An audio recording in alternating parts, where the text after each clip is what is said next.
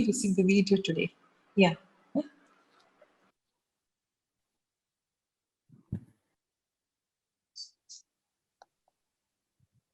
Okay, Bhumika, then you can start. We can start the proceedings of today's webinar, please.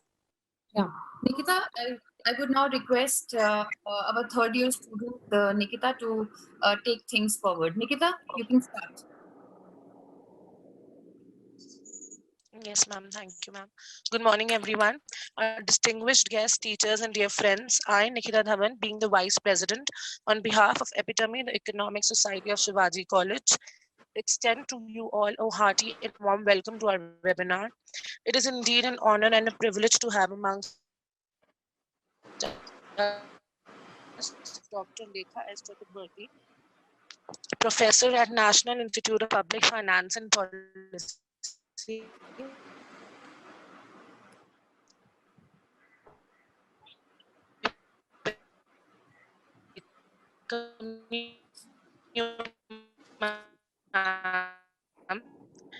economic panel that all are of, we have the Mr. Kumar Sari Search to formally welcome our distinguished guest, Professor Chakraborty.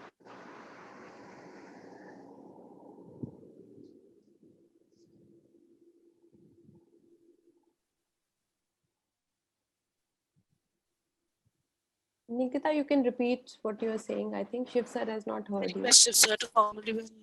I can't hear you. Hello. Okay. I can't. Okay.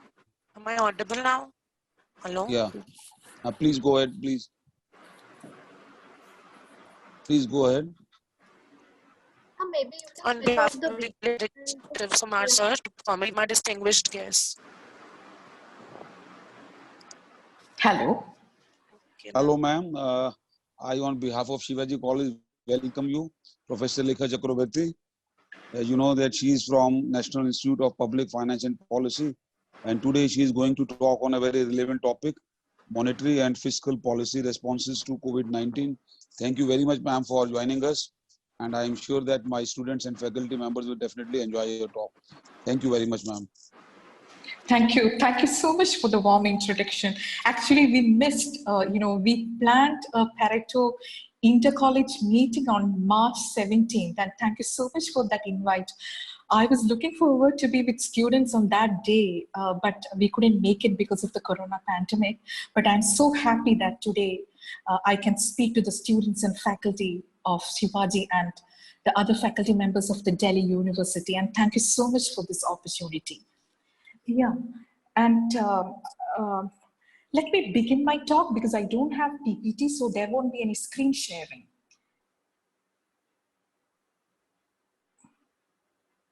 Yeah? Yeah, sure. Am I audible, Nikita? Yeah. Yeah, thank you so much. Yes, ma'am. Yeah. Am I audible? Yes, you're audible, please. You can carry on, please. Yeah, thank you so much.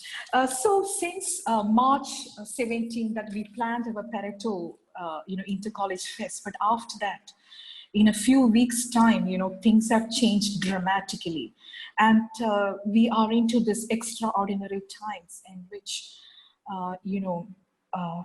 this is basically a human tragedy. And the government, both the fiscal and monetary policy authorities, are trying to respond to this crisis. It's a question of life versus livelihood, but the government cannot be sequential in doing that. We will tackle the corona-related life or the human tragedy first, and the livelihood loss and the migration crisis later, then it is going to be very costly. So this is the first point I want to flag, that we cannot be delayed in framing the policies for this humanitarian crisis, and we need it like yesterday to tackle this crisis. And so far, what has happened in the monetary and the fiscal front is that what we are grappling with the loss of economic growth. Of course, the lockdown, the great lockdown policy was announced, and its impact is primarily on the economic disruptions, the supply side disruptions. But along with that, if we close our eyes to the humanitarian crisis, then it's going to be costly, because before coronavirus hit, there may be many, starvation-related deaths that can happen if we won't deal with this ongoing labor crisis. And this humanitarian thing I want to put in upfront before we talk about how we deal with the economic disruptions.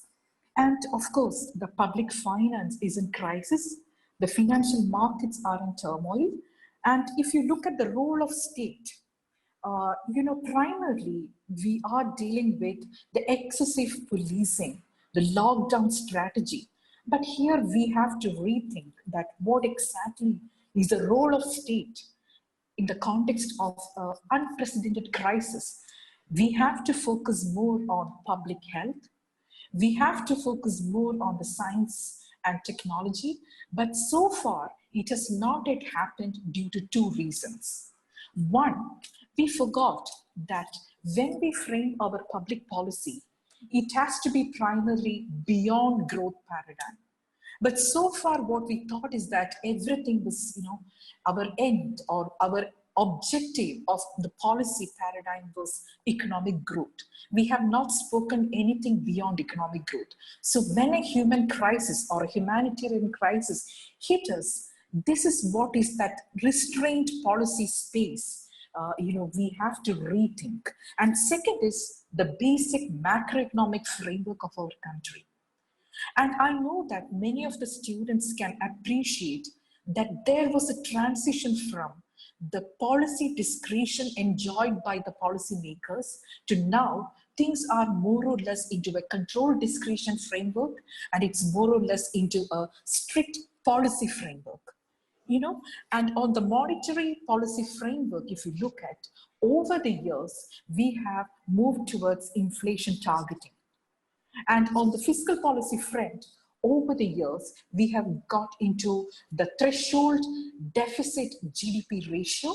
It's not exactly like the Maastricht Treaty. India may have philosophically different savings-based paradigm to do this, but our policy space is constrained because now everything is rule-based. So let's unpack what exactly the way in which government responded to this crisis, both the policy fronts in monetary and fiscal. Let's look at the monetary policy.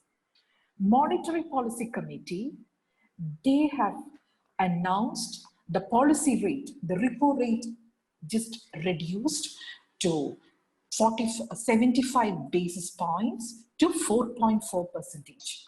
They have also announced that there will be a liquidity ease, and they have infused around 3.74 lakhs crore liquidity into the system. So basically they are grappling with reducing the policy rates and also inducing liquidity to the system. And also they wanted to nudge the market a bit. So what they announced is like widening the monetary policy rate corridor. They raised it to 0.65 from 0.5. And the other regulatory easing like moratorium they have got into. And also one important announcement by the RBI was they reviewed the limits of monetization. And here the ways and means advances that limit to the state governments and the union territories, they reviewed the limits increased by 30%. This is a very important thing. This is to increase the fiscal space of the subnational governments. And here, if you unpack this announcement by the monetary policy authorities, first thing, let me flag that this is not sufficient, because the enormity of the crisis, we cannot just tackle by reducing the repo rate. And if you look into the repo rate also, you can see that the repo rate is reduced to 4.4. Our inflation target is 4%. So are we getting into a zero interest rate regime? When I talk about the zero bound interest rate or the negative interest rate, you can appreciate that the impact is huge. That the monetary policy as a counter-cyclical policy tool will stop totally functioning. So what is now required is a fiscal dominance. So we can think in two strict pathways. One is we have fiscal policy makers make the first move or give them the first mover advantage, and the monetary policy authorities follow. The second path to tackle the corona pandemic is let the fiscal policy makers, they move first and don't allow an unpleasant monetary arithmetic or unpleasant monetary announcement should happen. So let me explain this a little more. What is exactly the unpleasant fiscal arithmetic? We are getting into a policy decision that the central bank will be the prime mover, and we believe in the central bank independence, and the fiscal policy makers move. Am I audible? Because I can hear, there's some disturbance. Am I audible? No. Yes, ma'am, you are audible. Yes, It's clear. Yes, you're audible. Okay, thank you. Yeah. So, thank you. So, unpleasant fiscal arithmetic is we have the central bank independence and the fiscal policy authorities just supplement what's happening at the monetary policy level. On the other hand, what is an unpleasant monetary arithmetic is the fiscal policy makers will upfront take the decisions and the monetary policy authorities follow. So in the context of the corona virus pandemic, I do prefer the fiscal redominance, because the monetary policy as a countercyclical policy tool failed to function properly, not only because of what you call the zero bound or the negative interest rate, but because of other things as well, other dimensions as well to trigger the economy.